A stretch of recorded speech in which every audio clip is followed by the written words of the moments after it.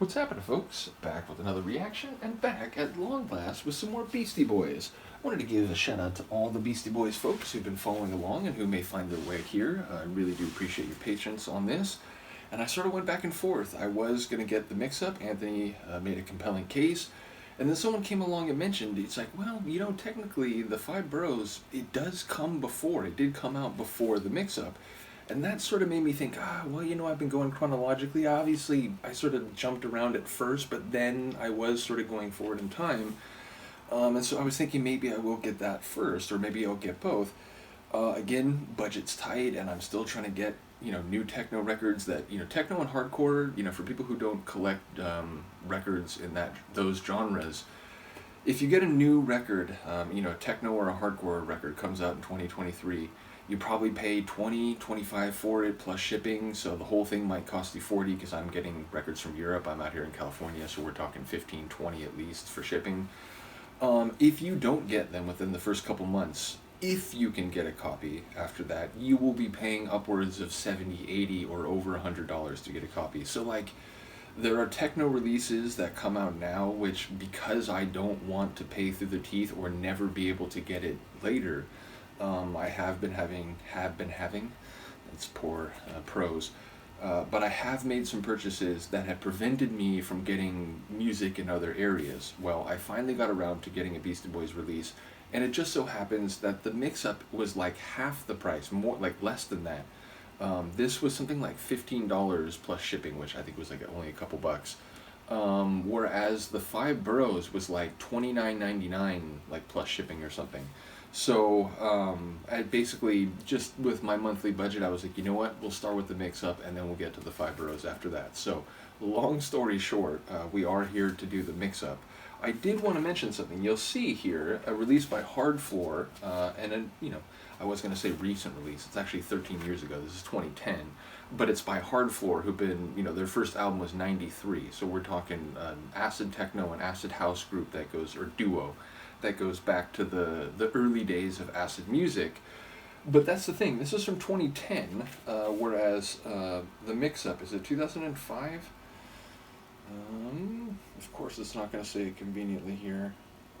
Not seeing it. Does it say it on the disc conveniently? 07? Is it 07? I think that says 07. Either way, it's before this. And I have to point out, like, the similarity of artwork here, I feel like probably is not a coincidence. If you know internet memes, you'll know why that's funny. 2 guys, 3 boxes.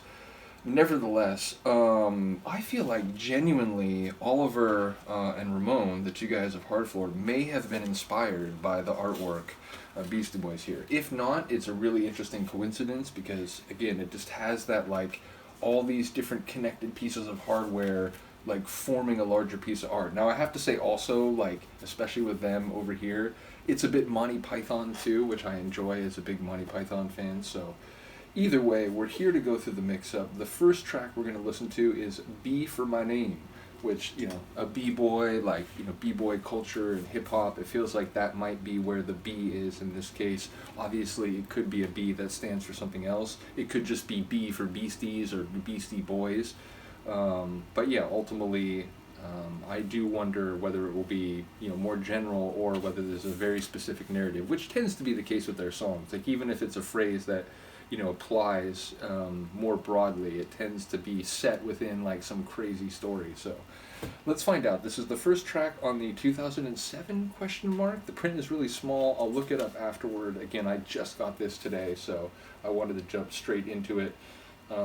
Yeah, it does look like 2007, but it's like incremental is the print. So in any case, this is the first track on the album, and it's B for My Name.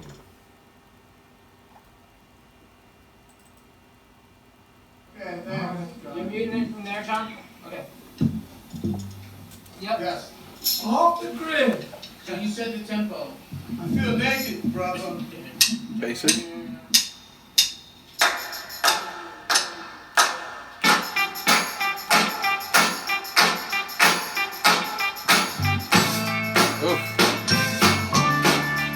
I like how the, like, clap, tambourine, and snare are all on the same hit.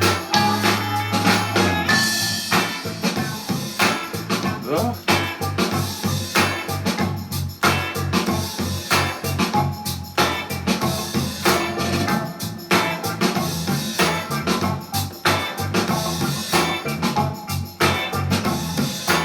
Coming in with some swanky, like jazz rock vibes.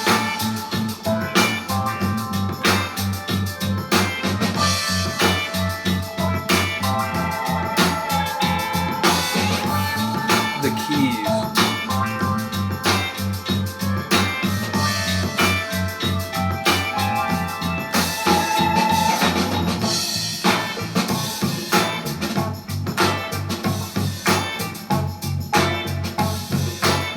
Feels like James Brown could start singing and it would like perfectly fit.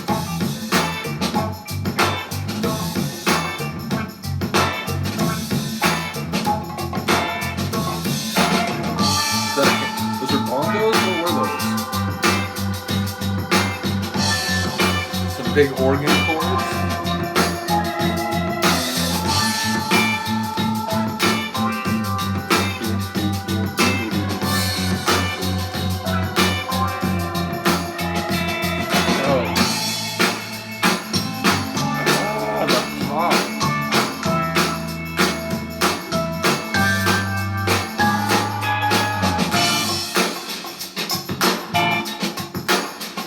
I feel like this could be a really cool, like, show opening track, too. Like, they could come out while, you know, I suppose it's playing, not with them on the instruments, but it's like a tone-setting track.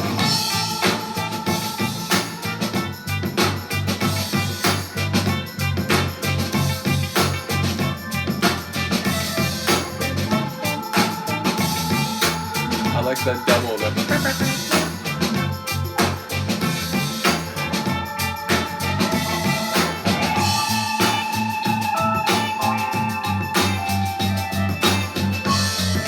who's on the keys?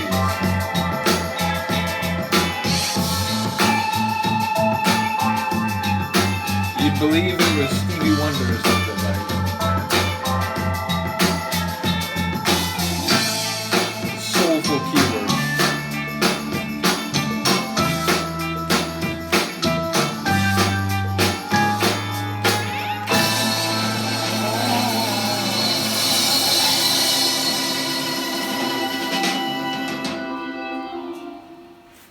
You know what that is? That's a pretty cool. Off the grid, or is it article? That was nice. That was fucking nice. Indeed, what I was gonna say, that was a cultured and classy opening tune from a more mature and sonically savvy group.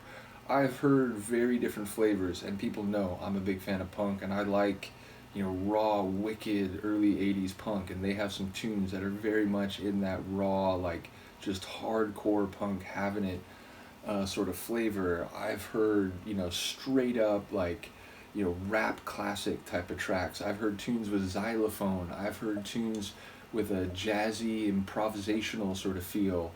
But this track as an opener, it just feels like wizened, learned Beastie Boys who, you know, are now, you know, setting the tone with this track, surely going to come in with a more lyric-based tune for the next track. Like, it just feels like smart, savvy. I love the way it went from a, we're in the studio talking about what we're about to do, it sort of bled seamlessly into the track, and then the track ends and it's like, it's right back to like, hey, what do you think? Like, oh, I think it sounded nice. It's like, it's just clever. So again, maybe not the like straight up comedy bit like at the end of every tune like we were getting with Hello Nasty, but yeah, as I said, it just feels like that's a very smart and perhaps more sophisticated opener for a Beastie Boys record.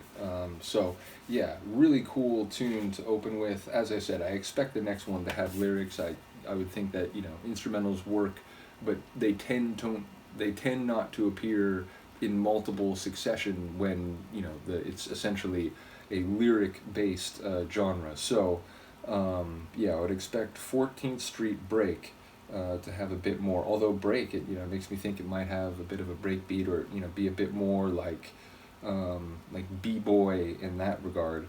Once again, I wanted to give a shout out to the artwork. I didn't notice the like rat like churning away on the inside, which is, you know, the rat in the machine, if you will. But yeah, funny stuff. What is the back in 5? And I can't tell who signed the note, but it says back in 5. It's hilarious. But yeah, shout out to the Beastie Boys. Shout out to those who are still here and would have waited patiently for me to get back around to this. But I will now try to go through it with some speed, given that we took so much time off. And as I said, once we go through this, I will do my best to quickly get a copy of the 5 Boroughs, which, what is it, like To the 5 Boroughs? Is that the full title? But yeah, looking forward to it. Love this classy opener. Let me know if you agree.